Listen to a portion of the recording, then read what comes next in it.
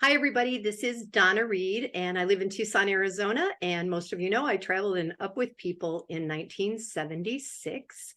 And today my guest is David Grossman.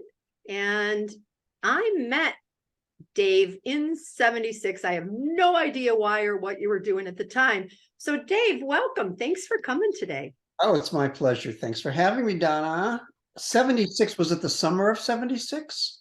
Well, we staged in Staging? Tucson, but remind me, okay, in my head, I think you were from Ohio. Did I make that up? Yeah. Okay. I'm Yeah. originally I'm originally from Rochester, New York, but Were in you, the summer of 76, Herbie hired me to come help staging. okay, so maybe it was in staging. And then did you by any chance help at Blossom Center in Cleveland with the big show that they did in 75? No, Okay. no. Well, then see this is why I have to interview people, because in my brain I have all these memories that never occurred. Did we have fun there? Yeah. Tell me about our time there. That's great. So, all right. So Dave, do you prefer Dave or David? Well, it's funny you should ask that. The answer is David, but everybody in Up With People has always called me Dave. So I find it very comforting when I talk with folks and they call me Dave because I know they're from that part of my life. So please feel free to call me Oh, Dave. that's Because super interesting. I have brothers, Dan and Ken, who were Danny and Kenny. And they're kind of the same way. They're like, oh, it's either you or somebody from elementary school. so whenever it's Up With People, it's Dave, and the rest of my life has always been David. So we can go That's with interesting. All right. So when did you first learn about Up With People, see a show? How did you get involved? like so many other people. I saw an assembly that came to my high school in 1972, December of Okay. 72. And I was not interested, didn't know anything about Up With People. I was on my way out of the high school at the time, and I saw the poster on the wall that said, come to an assembly to hear the music. And I was like, should I go home or should I go to this assembly? What the heck? I'll go to the assembly. And I still have that poster to this day, because it was really what many people refer to as a sliding door moment. I could have gone home, but I didn't. I turned right and went to the assembly and met Joel McCall there. For Mhm. those of you that know Joel, and Joel interviewed me, and Steve Woods did the second interview. He was the And director of admissions at the time. Was he already? you know what? I'm not sure what his title was, Okay. Okay. but Maybe cast director back then, I even. know I know he did the second interview that day. I was only a junior in high school at the time. Ah, okay. And then my parents went and saw the show. They did another assembly that evening, and they had never heard of Up With People, so they went and saw the show. And 6 months later, I was in Newport Beach. That's Uh, so, I've never heard it quite said, that sliding door moment. And I really like that because it's like the Robert Frost poem, right? Two roads diverged and you took a road. And are you familiar with the movie Sliding Doors? no, That's with no. it's with Gwyneth Paltrow. It's really pretty wonderful. And at the beginning of the movie, she makes a split-second decision, and one thing happens, and then they reverse Uh, the film, and then she makes a different split-second decision, and and the rest of the movie is the both effect paths. of those decisions. Yeah, How fascinating, because we all have those little ones and big ones, right? And we don't have any idea not what's at the time. what's going to happen. So were you involved in music in high school already? I mean, were you playing an instrument, and what were you doing in high school that maybe said, oh yeah, I should go do this thing with Up With People? I was immersed in music from the age of 9. And fortunately, I lived in Rochester, which is where the Eastman School of Music is, and they had a Right. program for young kids. So I Oh, studied there for a number of years after school, and during high school, I was really involved in all things musical. And Joel actually heard me that afternoon practicing something. So when I came to the assembly and we talked afterwards, he said, I was hoping you'd come because I heard you earlier and we should talk about maybe your involvement in the organization. So yeah, I was really into music. And at first the show was I thought it was kind of saccharine. Um, probably we, was. it really, and I It was kind of the was, early 70s. I'm sure it felt sacred. it was. I don't know. But I enjoyed it enough to stick around and have that conversation, and I'm glad I did. That's awesome. So I'm going to guess that Eastman School of Music, Eastman Kodak, is it also part of Eastman that's in Kingsport, Tennessee? Or is that, I I think don't there's a, think so. It's part of the University of Rochester. It's named after George Eastman, right, who's from Rochester, where Kodak is. right. But the school of the University of Rochester was named after him, which is why it's the Eastman School of Music.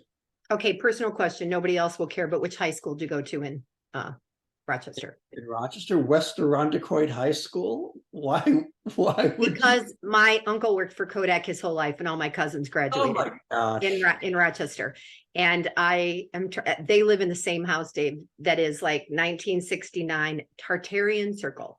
I don't know why I remember that. But I'm trying, and the name of their high school is escaping me. And I thought, well, if you said it and it was the same one, I would recognize it. There are a lot of them. I mean, there was West Irondequoit, East Irondequoit. There were, a sprinkling of some other Yeah. high schools, and that Yeah. was it. Anyway, just yeah, personal side of things. All right. So were you then in the middle of your senior year when you took off? Did you do like Up with People high school? Because you said you were a junior. Okay. Yeah, I turned 17 in June of that year, and then July 1st was when we started staging. Okay.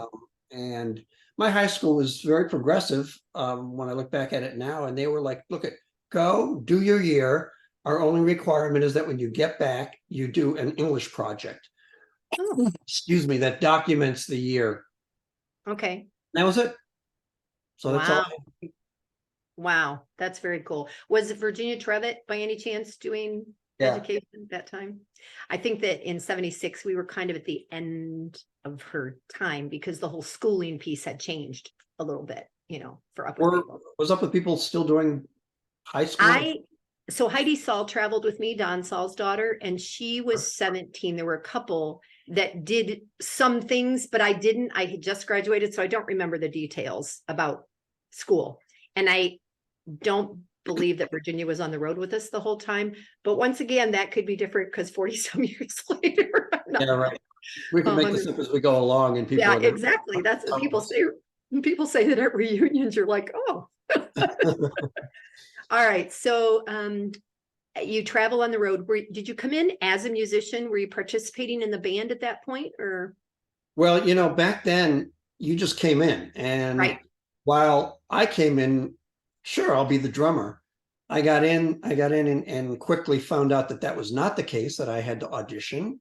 Oh. And I also had to do a vocal audition, and I had to do a dance audition, and excuse me. And at one point I got a cold, and they were worried that that I might not be well enough to be the drummer, so they gave the gig to another drummer, if you will. Yeah. And I was beside myself because the only reason I really wanted to go to Up with People was to drum. So I remember, and Ralph does not remember this. Okay. God rest his soul. I went up to Ralph and I said, Ralph, why is another drummer sitting in my chair? All I had was a cold. And Ralph said to me, if the only reason you're in Up with People is to play drums, then go home right now. We don't care. Ooh. Whoa. For Ralph, that was pretty bold because he's like a mellow kind of guy.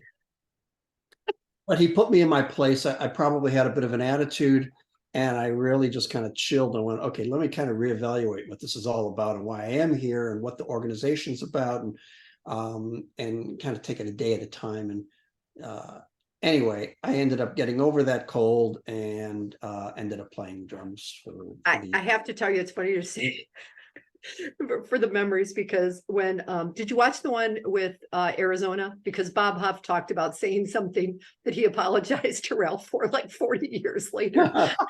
and Ralph didn't even remember it.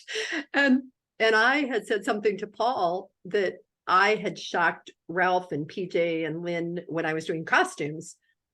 And they all just looked at me because they didn't get my sarcasm at all. And Paul says, I'll bet you Ralph forgave you. Oh, that's sweet. Yeah, I bet he did. I bet he did. You know, All right. when we're that young, those kind of moments are very impressionable. You know, I mean, I would never expect Ralph to remember that. He was just doing what he needed to do and said the Right. appropriate response. But to me, it was like, okay. Yeah. And cause to pause and look at yourself and think, oh, is that why I'm here? Right? Here we Yeah. are, and 50 years later. I remember it like it was this morning. So Yeah. Yeah. it was a fair So story. then did you, so then Herbie asked you to help. So that was 73 now, right? So 73, 74 that you would have, or was it seven? Okay. 73, 74. Then they Okay. asked me to come back for another year as a I don't know, band manager, whatever. Okay. So I did Okay. that for 74, 75. Okay. Then Herbie kept saying, David, you don't need to go to music college. I can teach you everything you need to know. Stay with Up With People. I'm like, Herb, I gotta go to music college. I gotta do this. So I went to Berkeley and we stayed in touch. We stayed in touch quite a bit over the course of that year. And then he invited me to come back to the next staging. And then I did all the stagings from 76 through 82, Okay. including the winter ones. Okay. So maybe that's where I met you. Huh. I don't know. And then after I got out of college, I went back on the road again as a show Oh, manager in 79, 80. okay. Okay. So you had a lot of years coming and going. It's fascinating for me because I was a 1 year person and then did costumes for a couple of years. And because I was the bicentennial,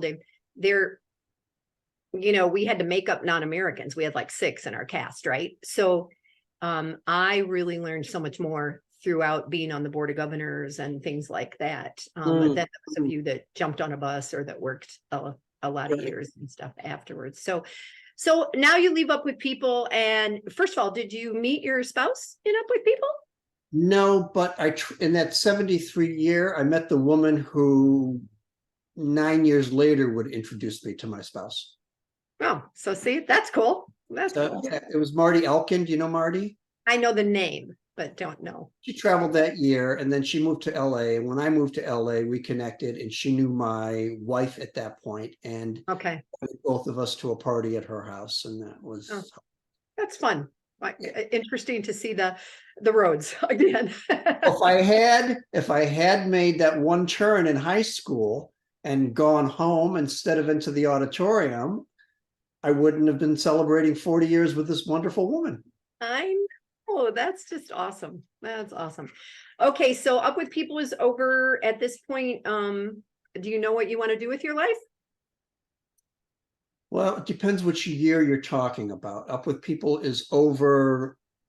I'm gonna say at the end of the 70s, beginning of the 80s, something like that. Okay, so after I graduated music college, went on the road, was a show manager, and as long as I could be, at which point I said it's time for me to start a different career than what Up With People was offering. So it was time to leave the road and either pick LA or New York as a musician, because my goal was to be a studio drummer. Okay. And having grown up in the East, I didn't want to be there. And having spent some time in Los Angeles, I was in love with it and the weather and all that California's about. And so Compared to Rochester, yeah. Compared to Rochester. So I got in my car, everything I owned in my little clunky wagon and drove out to LA. Wow. I hear about people doing that. Yeah, it was, I don't know. I didn't think much about it. I had a friend in LA that was a composer that I had met in Berkeley. And he was like, yeah, come to LA, if I get work, I'll give it to you. And if you get work, you can give it to me. And wow. Yeah, just that stage in your life, you're like, okay, I'll try that. Yeah. Yeah. It's interesting. My youngest son, who traveled in 2013, his degrees are in theater and script writing, but he lives in Denver. I call it the retirement home for the younger Up With People alumni. And they're in their 30s. But there have been actors and stuff who have said to him, you either make the decision to go to New York or LA, or you don't. And if you're content in Denver and doing what you're doing, and you may or may not get a part in a movie, or you may or may not, that's fine. But I can help you with an agent here or there. or you choose Denver. It's kind of fascinating. So you saying that is just, Yeah, I think those lines have blurred a lot over the years. because of technology and the way people interview and stuff, or I think technology has a lot to do with it. Um, I'm I've just finished a book on how to have a career in music, basically geared towards the 17 to 22-year-olds.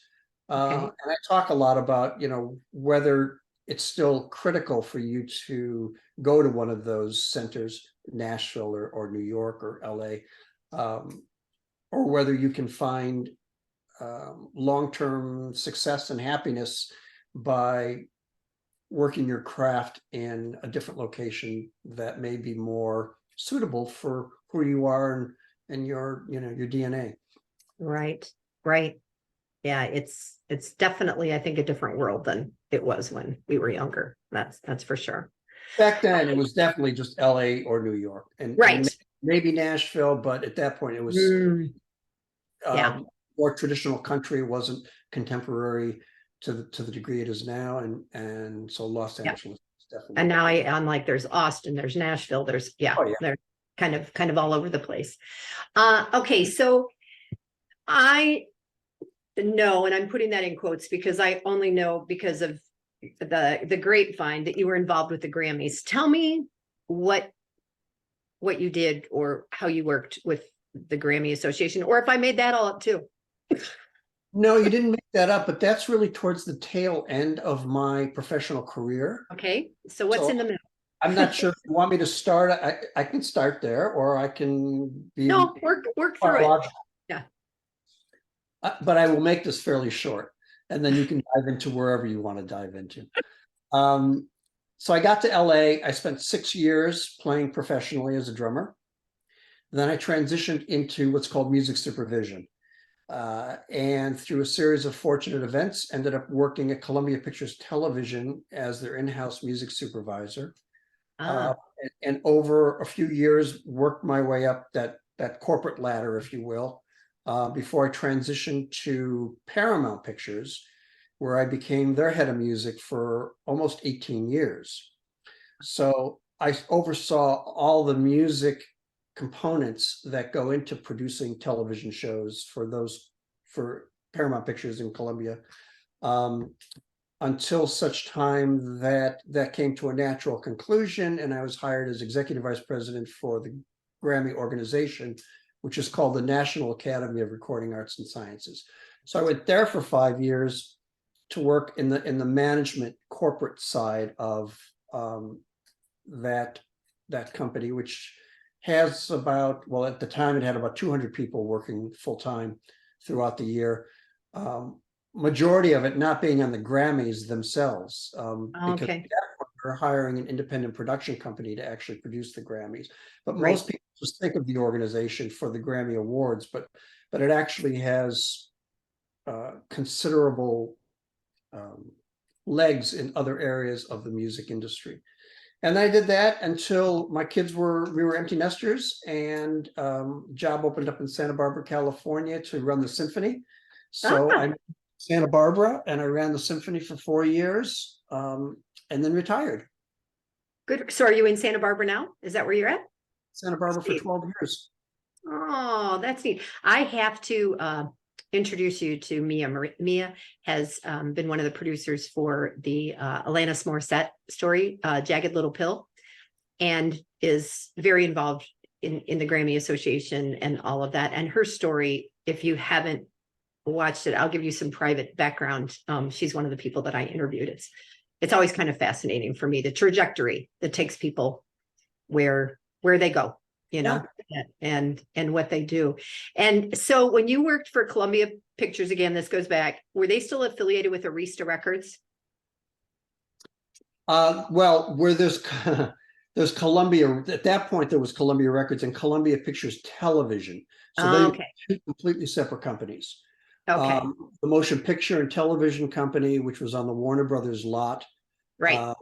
And then there was the record company, which was not associated with them. Okay. Okay. The summer of 77, after my Up With People year, I worked at a dude ranch in Jackson Hole. And there were some family reunions there. And one of them was the guy was the head of Warner Brothers at the time. His brother was the head of Columbia Music. His sister was a potter in Oklahoma. And I remember that it was at the end of the season. And when I got back to Ohio, they had sent us thank you gifts, and I had gotten all these albums, Grateful Dead, all these, which are still in my closet, and stuff, the albums that you give. But when I think about that time, and You have a turntable? pardon, I don't have a turntable, and I should get one, because everybody says that the sound from albums is still as good or better than. I don't have one either, but that is what they say. Yeah. I know that at Northern Arizona University, there is a show where the kids that are running it are only using albums to play the music. They're, for the sound quality, which is. Have you looked at the price of albums? New albums? It's mind-boggling. $40, $49.50, $70, $95. It's like, wow. I mean, when I started buying albums, well, Like, they were not very expensive. No. I went through some stuff the other day, and I found a record, a 45, that was on the back of a cereal box, like this flimsy Right? finally stuff that you could play, right? It's just. Let me show you this. Hold on one second. Okay, yeah. Check this out. This is what I had growing up. Oh my gosh, that just gave me chills, because mine was probably in a little white thing that I opened up, David. Oh gosh, it's so funny. It's hard to believe that I'm at an age where we're doing those flashbacks. Because somewhere inside there's still a 20-year-old, right? I know. I get it. Yeah. But that's another conversation. That's another conversation. Okay, so from an Up With People perspective, are there any songs through the years that really have spoken to you? And I should caution you that a lot of people say Rhodes, and a lot of people say, well, the same ones, a Moonrider. So if there's something that's not Rhodes or Moonrider, that'd be awesome. Further we reach out. Oh, that's one that a lot of people don't know. The younger people. Further we reach out, the closer we become. Is I believe Frank wrote it. Frank Fields. Frank Fields. Yeah. I think he's in Tucson. I think he lives here. I saw him a couple months ago, actually. Oh, nice. And it's funny. Not only did the lyrics speak to me, but I remember when I would drum it, Mhm. there was an emotion behind it. Really? That really resonated with me. That it just felt right in my bones as I played it. It's hard to explain, but even when I say the title of the song, I can just feel myself laying into it, and I don't know. It just kind of felt really important. I would say that potentially that decision of the staying and not staying just for drumming is something that you may or may not have learned on the road. And this further we reach out, the closer we become, is evidence of that based on the life that has happened. Yeah. Any place that you traveled that you really want to go back to? You told me beforehand that you were just in Ireland, but any place you would love to go back to or haven't been that would be on your bucket list? No place that I went to with people that I'm burning to get back to. I mean, I have really fond memories of Belgium and Spain, but it's about the people you meet, right? It's those absolutely it's those experiences you had with other human beings that kind of generates this magical memory to that location geographically. So I had such fabulous host families in those two countries that I'd like to go back to those two countries at some point and experience the people, this many years later. I mean, personally, we'd like to go to Australia. We've never been there. A lot of folks are talking about Iceland. A lot of our friends have been going there. I don't know. That seems to be a very popular destination from Santa It Barbara. is. They've done a great marketing job. Oh, that's probably on our bucket list. And how about you? So I have a pen pal, David, that I had in high school, and I met her last year. She's from South India. Wow. I've never craved going to India, and I have no desire for like Mumbai or Bombay, but she lives in the hills in southern India.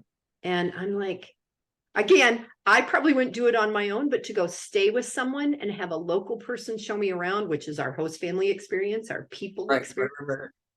Right. I'm kind of looking at that, as something to do. I've been to India, and I think the way that you want to go there is the right way to do it. It's with somebody that that knows the culture and can share the non-touristy parts of the country with you. I was there on business, so I only saw that side of it. She's like, you can ride an elephant. And I'm like, okay, I don't know if I want to ride an elephant. But okay, yeah. Anything that you ate on the road you would never eat again? That's not on your list of questions. Well, I've had some wonderful answers to this, and then or anything you tasted for the first time that you absolutely love. That's a long way back, I know. No, but this is kind of just an offshoot of that. I'm not a big fish eater. At least I wasn't a fish eater at all back then. Yeah. But a host family one morning decided to put a fish in front of me. Like the whole fish. A whole fish. That was their delicacy. And they were quite excited and proud. It was one of those up with people moments that you just don't forget, where you're like, okay, I got to do the right thing here and eat the freaking fish. So maybe that's why I didn't have much of a taste for fish as I got older. But I did reacquire it, and it's just memory. No, and a specific food per se. As a Rochester guy, and like me as an Ohio, we were very much meat and potatoes. Like that was definitely life. And I think fish were fish sticks when I was little. I don't even remember. We did get some lake perch from Lake Erie. I remember that. We had some good perch, but nothing like we have the availability of now. And you being in a major city where you can get anything, right? You can have anything. Just the fact that it's called a fish stick, they're not even going to tell you what kind of fish it is. It's like calling like I'll have a meat stick, You wouldn't just eat a meat stick. Parts breaded. That's so true. That's so true. What about is the new program has launched? I don't know if you watched either of the shows that they've done. They did one in Mexico, and it's different, and there's been all sorts of good, bad. Otherwise, the marketing has been great. Up with People is doing a really good job of having young people promote the new stuff. But if you were to talk to an 18 to 25-year-old who's looking at a gap year or a gap quarter, as the case may be, because it's not necessarily a year like we did, what might you say to them about this experience that you had that you believe still relates 50 years later? Yeah, I think that's a good question, because a lot of people are being very critical about what Up with People is morphing into, and how it's trying to not revive, really. What's a good word? Rebrand. It's got to be changed. Yeah. Rebrand and try and find something relevant without just closing its doors. And I give it a lot of credit for that. But you're right. Fundamentally, the experience as to what it gives a young person is going to be fundamentally the same, right? It's going to be expanding your awareness of the world around you, learning how to communicate, how to develop relationships, how to deal with challenges, how to, stay flexible. All those things we learned in our year at a basic level aren't going to change. But you don't really know until you've experienced it, right? How much you're going to get out of it. I don't think any of us thought that it would have as much of an indelible mark, it would leave as much of an indelible mark on our lives as it has. We just did it. Yeah. And then we have an opportunity now, we're fortunate enough to look back and go, wow, that was life-changing. Yeah. Yeah. So maybe a new student can hear that and go, okay, yeah, I don't get it. I don't quite know what it's going to do for me. And I'm pretty content with where I am and what I'm doing, but I'll take a shot at it. But a year Yeah. later or 6 months or however long the program is, I'm sure they'll look back at it and be pleased that they were a part of something that special. Yeah. Yeah. I mean, it's I interesting that the music isn't playing the same role that it did. No, that is true. That is something that they're working on, and the way that, but I think part of it is the cost of traveling with a band, the cost of doing all that. It's a smaller group. And I believe that that's going to continue to evolve. That's my opinion, but I don't know that for sure, you know? So, yeah, because when we, to us, a lot of us, the music became the memories. I actually have done a speech a couple of times here in town and taken lyrics from songs through the years and equated them to living life, just as you said. there's a lot of good lyrics. There's some silly ones through the years, but there's a lot of good words that mainstream America has never heard, right? That they will never know. There was a point in my career when I had a lot more, where my connections were, a lot more viable, that I tried to promote a lot of the Up With People stuff, because I thought it really needed to live outside of the ecosystem of Up With People. But yeah, didn't quite take the way I had hoped it would. Yeah. Yeah. All right. Well, I am going to wrap this up. I want you to know I will probably share it fairly soon. Do you do Facebook at all? Are you okay? I'm not that active on it, but I do check in periodically. Great. So I will check and see if we are friends on Facebook. And if not, I'll send you a request so that when I share it, I can tag you and you can share it with your friends. Predominantly, we are still alumni that watch us. Would imagine that's yeah, true. That want to hear the stories. And I will say that the older we are, the more people that watch. the kids are all busy raising kids, and doing that. But thank you so much. It's been a pleasure. Before we go, yeah. you do have children. I do. Yeah. I have 3 boys. They are 42, 39, and 36. My 36-year-old is the one that traveled, and he's getting married in November in Denver. Congratulations. And there's 5 or 6 alumni coming from around the world. Oh, that's wonderful, Donna. Yeah. Yeah. And you, I don't know how many kids you have. I have 2 daughters. Okay. I have a 30-year-old and a 37-year-old. And my 37-year-old lives in Puerto Rico, and she has 4 kids. Ooh, wow. 6, 4, and 2 twins, 2-year-olds. My a set of twins that are 2-year-old. Yeah, she has her hands full. Whew. Oh yeah. Anyway, I watched a baby the other day for about an hour, and I was like, "How do people do this?" Seriously, there's a reason it's young people that have kids. That has kids. There were certain things in life that made sense. Yeah, yeah. All right, I'm going to log off. I'll talk to you for one more minute, but thank you so much, Dave. Donna, good luck to you. Take care.